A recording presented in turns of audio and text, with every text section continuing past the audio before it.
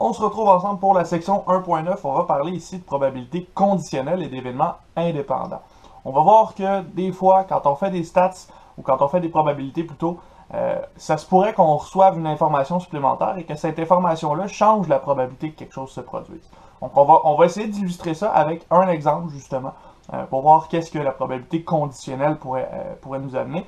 Et on va se rendre compte qu'effectivement, notre probabilité va changer si on a une information supplémentaire sur notre problème.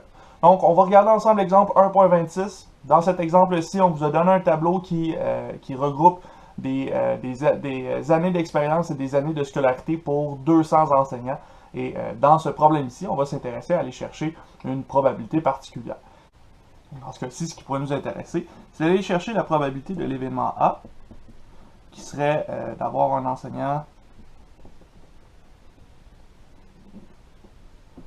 avec 19 ans ou plus de scolarité.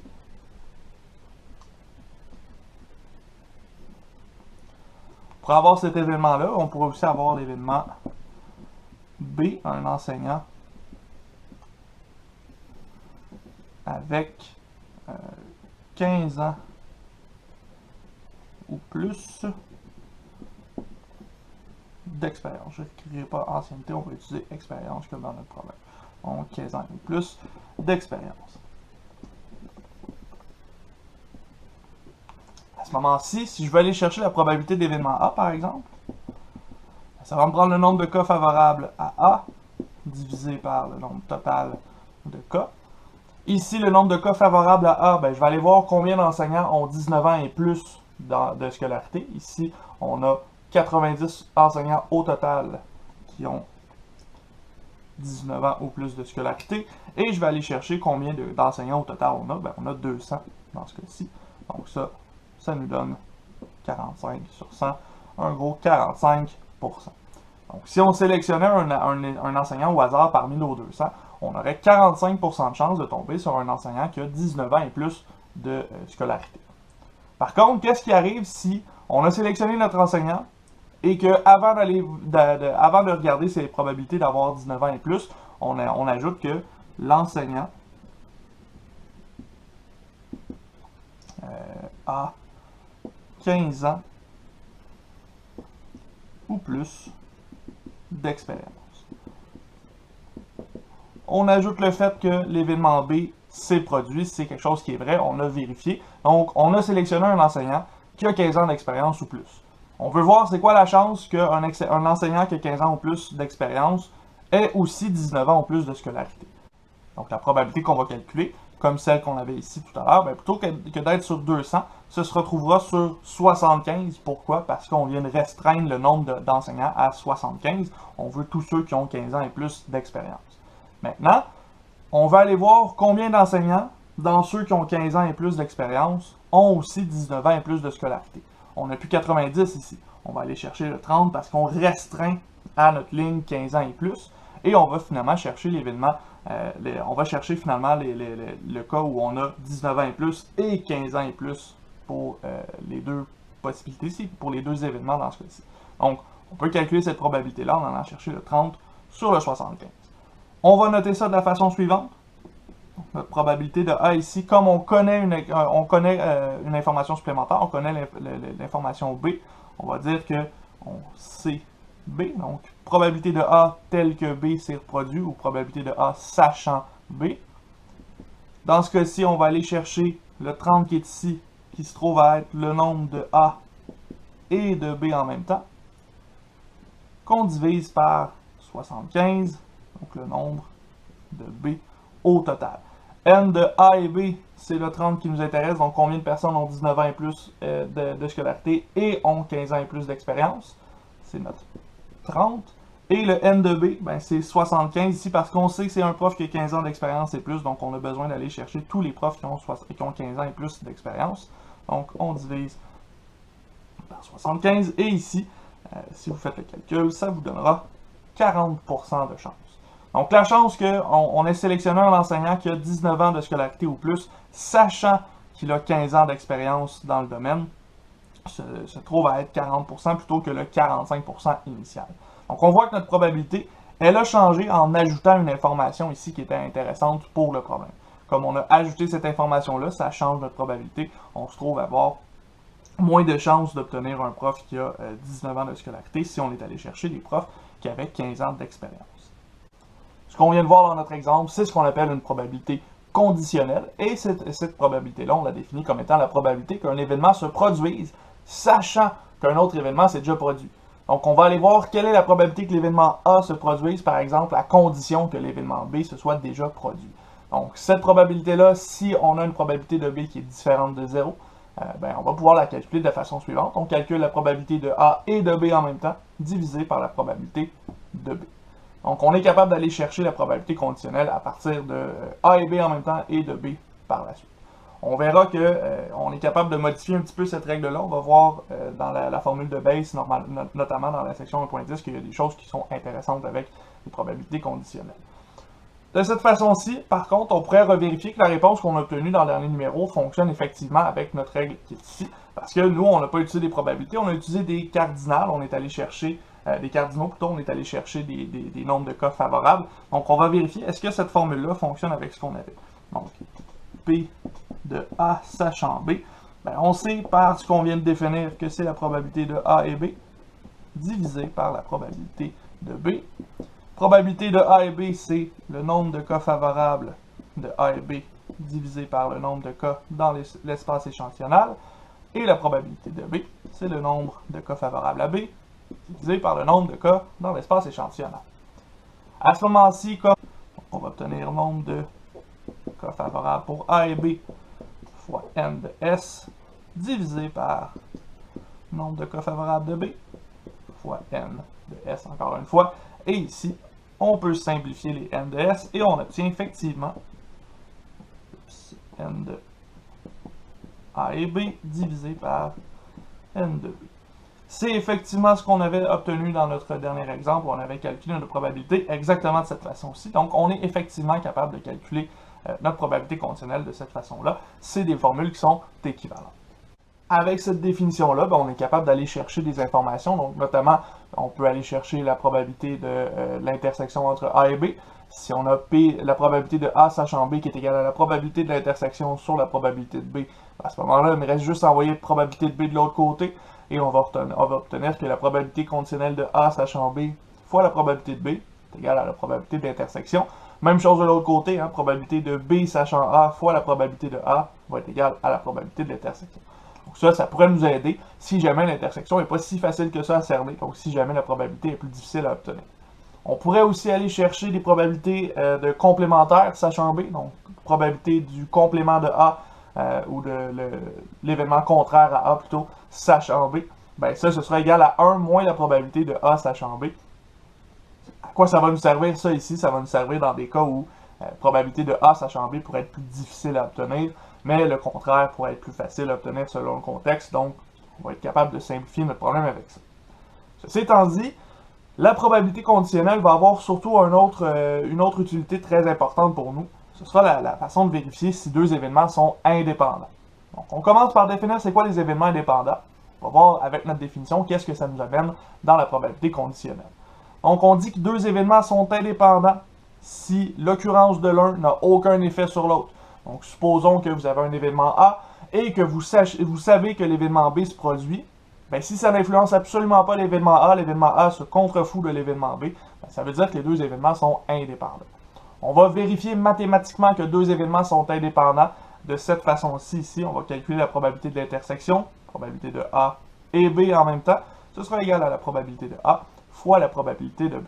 Si votre probabilité d'intersection est exactement égale à ça ici, vous avez deux événements qui sont indépendants. Ça veut dire qu'il n'y a pas d'influence de B sur A ou de A sur B. Maintenant, qu'est-ce que notre probabilité conditionnelle vient faire dans les événements indépendants? Calculer probabilité de A fois probabilité de B, ça peut être plus difficile selon le contexte où, en fait, peut-être qu'une des deux ne sera pas si facile que ça à obtenir. Par contre, si on va chercher la probabilité conditionnelle ici, on sait que les deux événements sont indépendants, donc probabilité de A fois probabilité de B, ça peut remplacer la probabilité d'intersection. C'est ce qu'on va faire ici. Probabilité de A fois la probabilité de B. Tout ça divisé par la probabilité de B. Et là, qu'est-ce qui se passe ici? ben, les probabilités de B vont s'annuler.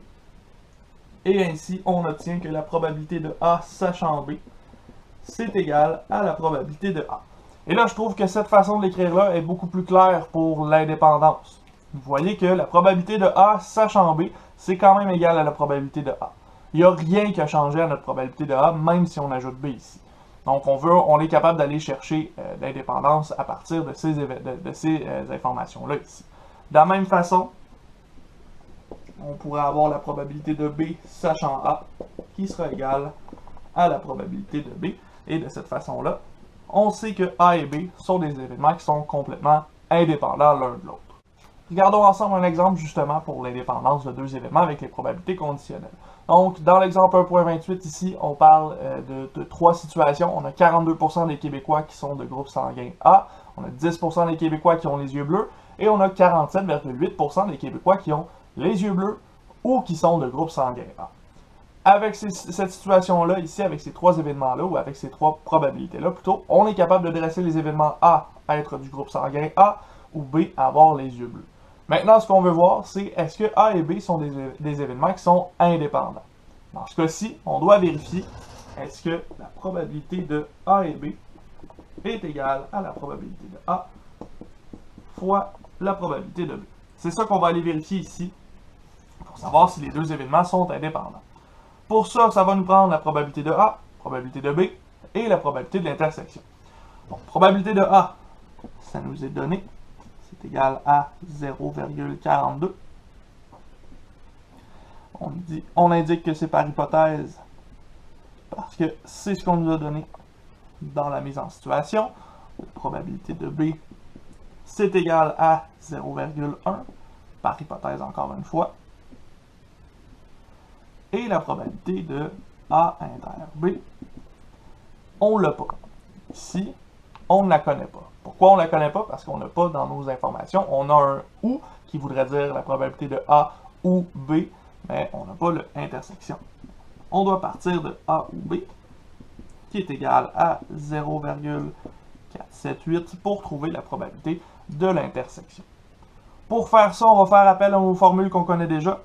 On sait que probabilité de A ou B est égale à probabilité de A plus la probabilité de B moins la probabilité de l'intersection. Donc, la probabilité de l'intersection, si je l'envoie de l'autre côté de l'équation, va être égale à probabilité de A plus probabilité de B moins la probabilité de A ou B. On envoie l'union de l'autre côté de l'équation. À partir de cette formule-ci, je suis capable de calculer mon intersection, et ça va bien parce que j'ai A, j'ai B, et j'ai l'union dans ce cas-ci. Donc, on sait que probabilité de A inter B, ce sera égal à 0,42 plus 0,1 moins 0,478. Dans ce cas-ci, faites votre calcul, ça va vous donner 0,042. Donc, on a une probabilité de environ 4,2% pour l'intersection de nos deux événements A et B. Maintenant, on va aller vérifier qu'est-ce que P de A fois P de B nous donne. Dans ce cas-ci, P de A, 0,42, P de B, 0,1. Donc, dans ce cas-ci, on divise par 10, ça nous donne 0,042. Ainsi,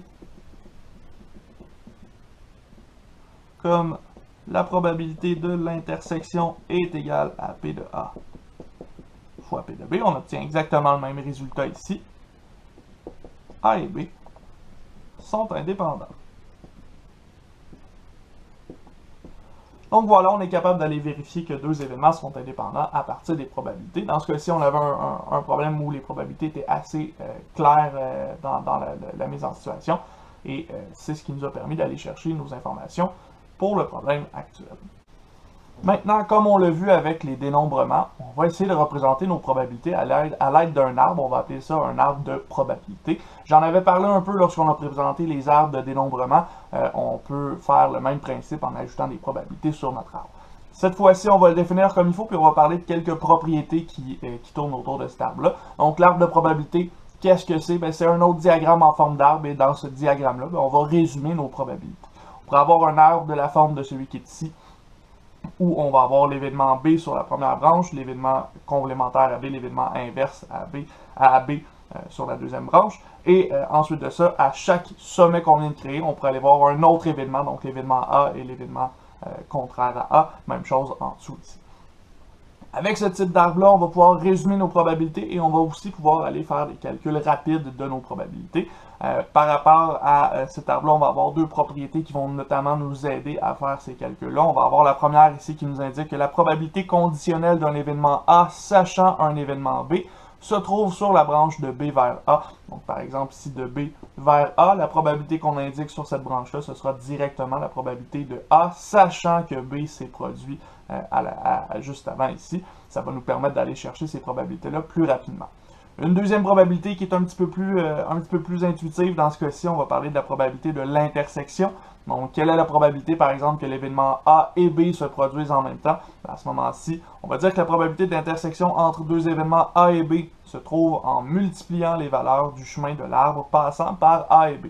Donc ici, si je voulais aller à B, puis à A ensuite, ben, les deux probabilités qui correspondent aux branches que je viens de passer, si je les multiplie ensemble, ça va me donner la probabilité de l'intersection entre A et B. Regardons un exemple justement de notre arbre de probabilité, exemple 1.29. Dans ce cas-ci, on a la mise en situation suivante. On va tirer deux cartes d'un jeu de cartes de 52 cartes et on veut déterminer la probabilité d'obtenir deux valets en faisant ce tirage-là. On a deux possibilités. On pourrait faire un tirage avec remise ou un tirage sans remise. Qu'est-ce que ça veut dire, tirage avec remise? On pige une carte, on regarde c'est quoi notre résultat, puis on remet la carte dans notre paquet. Sans remise, on pige une carte, on regarde la carte, on la met de côté, puis on continue avec le reste des cartes dans notre paquet. Donc ça fait deux situations différentes, ça fait deux situations de probabilité aussi différentes, donc on va regarder ces deux situations-là avec deux arbres de probabilité. Dans ce cas-ci, on va commencer avec notre première situation, notre cas 1.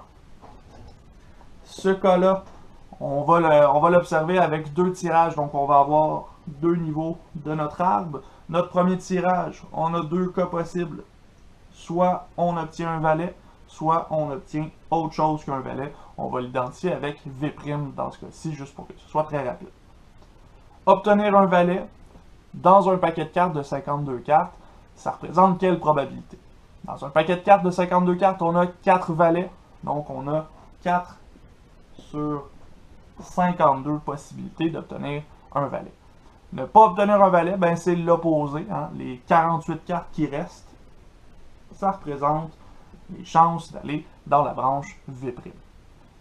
Une fois qu'on a pigé un valet, on pige une deuxième carte en ayant remis la première carte.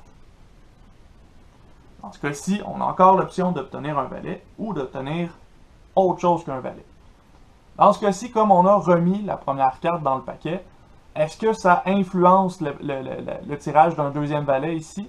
Non. Le fait qu'on a pigé un valet dans notre première situation, comme on a remis ce valet-là dans le paquet, ça ne change pas l'influence, ça n'influence pas la probabilité d'obtenir un valet ensuite. Il y a encore 4 valets dans notre paquet. On n'en a pas un de moins, donc on a encore une probabilité de 4 sur 52. Ici, on a deux événements qui sont indépendants. De l'autre côté, pour aller chercher un valet, une carte qui n'est pas un valet, encore une fois, on va avoir 48 possibilités sur 52 pour cette PJ. Si on avait plutôt pris une carte qui n'était pas un valet au départ, on a encore la possibilité d'avoir un valet ou de ne pas avoir un valet. Les probabilités sont toujours les mêmes parce qu'on n'a toujours pas d'événements qui sont dépendants l'un de l'autre. Donc, obtenir un valet, 4 chances sur 52 et ne pas obtenir de valet, 48 chances sur 52 également. Dans la deuxième situation, parce que si on remet toujours la carte de côté, donc on va continuer avec les cartes qui nous restent. Donc ici, on peut toujours obtenir un valet à notre premier tirage ou ne pas obtenir un valet au premier tirage. Les probabilités du premier tirage restent les mêmes parce qu'on a toujours 52 cartes et qu'il y a toujours 4 valets. Donc ça n'a pas changé. Par contre, comme je n'ai pas remis ma carte dans le paquet, ben nécessairement, mes probabilités devraient changer pour le reste de mon arbre. On va regarder ça. On a le choix d'obtenir un valet à notre deuxième carte ou d'obtenir autre chose. On a le choix d'obtenir un valet à notre deuxième carte ou autre chose encore une fois. Et là, à ce moment-ci, Si j'ai déjà pigé un valet, il y en a un de moins dans mon paquet. Donc j'ai seulement 3 possibilités pour cette carte-ci pour avoir un deuxième valet. Là, j'avais 52 cartes au début, j'en ai enlevé une, donc je tombe à 51 cartes seulement.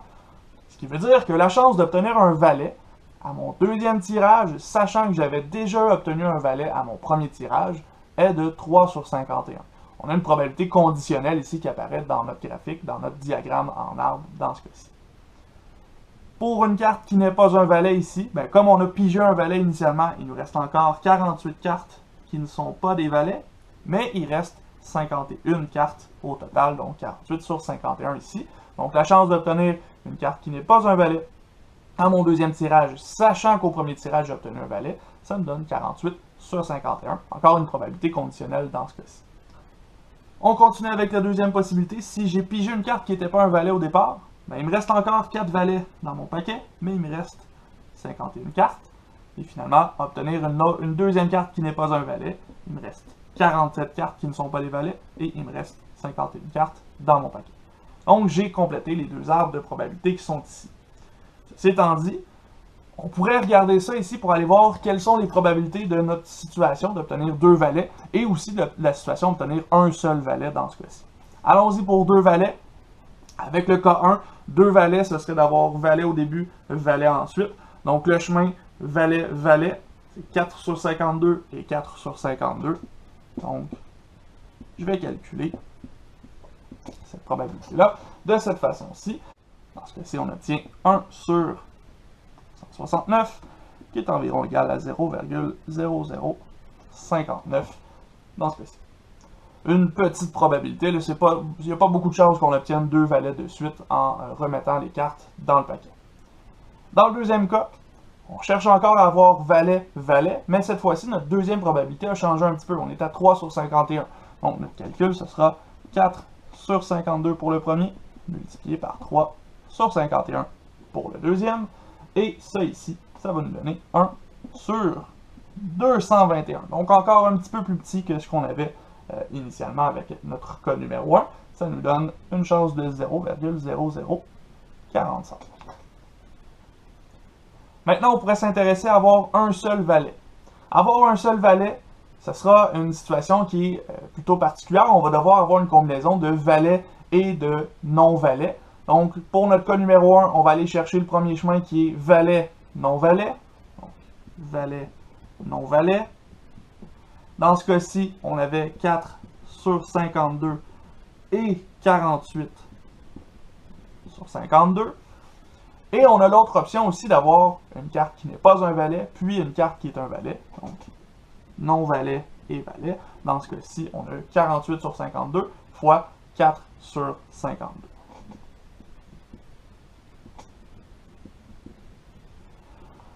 Ici, dans le cas numéro 1, il n'y a pas beaucoup de changements étant donné que ce sont les mêmes valeurs.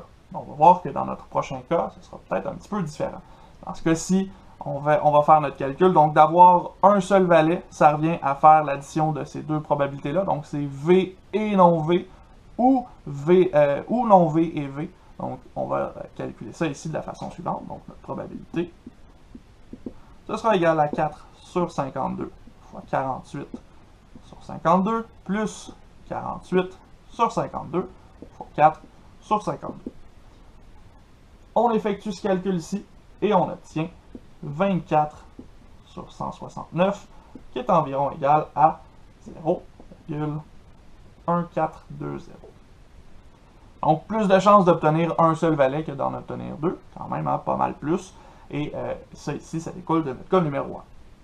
Voyons voir dans le cas numéro 2 maintenant les mêmes situations. On peut obtenir un valet et une carte qui n'est pas un valet. Selon notre arbre, un valet et une carte qui n'est pas un valet, ça nous donne 4 sur 52 multiplié par 48 sur 51. La deuxième situation, ne pas obtenir un valet et obtenir un valet. On va aller chercher notre première carte qui n'est pas un valet, 48 sur 52. Et notre deuxième carte qui est un valet, 4 sur 51. Donc les probabilités ont changé un petit peu ici. C'est pas exactement le même calcul, même si on pourrait réarranger les termes et obtenir exactement le même résultat. C'est pas exactement pareil dans le calcul qu'on le fait. À ce moment-là, notre probabilité, ça sera égal à 4 sur 52 fois 48 sur 51, plus 48 sur 52 fois 4 sur 51. Et dans ce cas-ci, on obtient 32 sur 221, qui est environ égal à 0,1448. Un petit peu plus de chance d'obtenir un seul valet si on fait un tirage sans remise, donc si on enlève la carte qu'on avait déjà sélectionnée à ce moment-ci. Donc on vient de voir que c'est possible à partir de notre arbre de probabilité, lorsqu'on le décortique, d'aller chercher des probabilités qui sont intéressantes. Donc aller chercher notamment l'intersection de deux événements, le cas d'une première façon ou d'une deuxième façon avec les deux arbres qu'on a construits. Ceci étant dit, ça fait le tour des arbres de probabilité, ça fait aussi le tour de nos événements indépendants et de la probabilité conditionnelle. On a vu pas mal tout ce qui touchait à ça. Donc on va se laisser ici, on se revoit dans une prochaine vidéo avec la section 1.10 où on va commencer à parler de la formule de Bayes.